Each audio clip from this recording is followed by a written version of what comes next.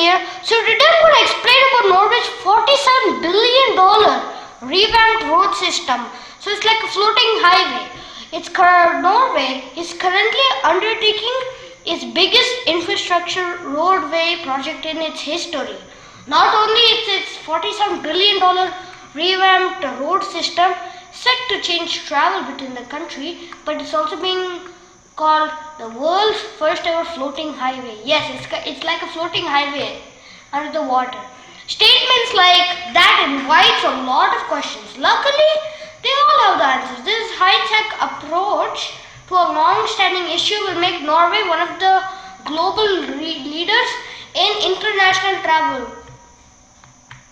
Amazingly, this new endeavor looks to cut the time it takes to travel across the country down considerably. Areas of Norway that could have taken 21 hours to navigate between now requires half the time.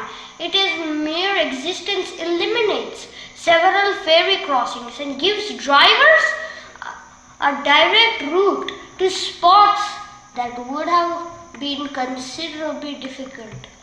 With the old roadway system and nearly 700-mile trip from cities of Kristiansand and south would have nearly one day full of a traveler's time. When driving an average of 30 miles per hour in gasoline, the trip would have cost over $200 on the way. Due to the economic setup of the nation, driving between the cities would be a necessity for some, including the task for delivering goods. This plan can be cut down the time it takes, the money that's spent, and a wasteful day of the drivers. This project, along with other plans by Norway's leadership, has made its economic future bright for 2021 and beyond. Master of the Sea. While ferry rides sound fun for a Sunday afternoon with the kids, it's nothing with those seeking medical treatment for business events one part of the day. In fact, at 45 minutes in each turn and $16 each in turn prices, these multitude of boating excursions are more of a headache than a sailor's paradise.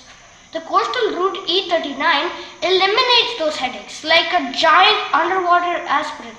The ferries, as part of this plan, will be replaced by modern bridges and floating tunnels. The submerged tubes 100 feet below the surface make up the part of the overall highway and will allow a more predictable mode of travel. Cities in the country will be connected like never before, and residents will have easier access to hospitals, school, and even jobs, rebuilding the population. These new roads will make life easier and more appealing for the citizens of the area.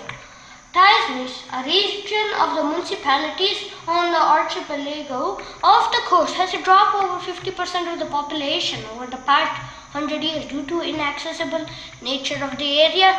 It's a problem that has been plaguing most of Scandinavia, and one of that those in control hope that it could be solved by making the country easier to navigate and allowing residents a simpler way to head from one point to another, especially when it comes to the emergencies, making money, and other essential travel. The weather. The entire project could end up costing far more than it's estimated and leaves many wondering why the country does not turn into new roads or bridges instead of such an ambitious undertaking. The reason is weather. Creating roads can be difficult due to Norway's harsh weather conditions, and even when new roads are created, they can often be closed for safety. In turn, ferries are known for shutting service with little or no notice due to heavy winds and snow. The Norwegian beauty is also a consideration, and due to the abundance of bridges needed to combat the ditches and deep fjords of the nation, the underground hidden roadways are the best of the best for the involved.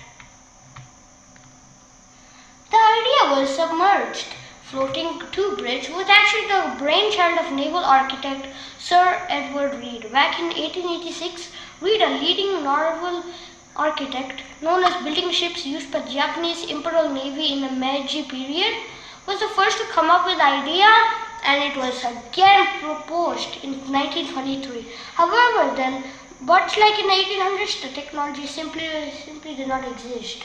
Yep, that's sad. Meaning impossible. It was nearly a century later than the plan was started to come together and the country could finally embrace this long-known concept for revitalizing Norway. It's been a long time coming, and today, and after long last, the citizens will have a chance to enjoy the benefit it offers. The hope is that this floating highway will be accessible to traffic by 2050.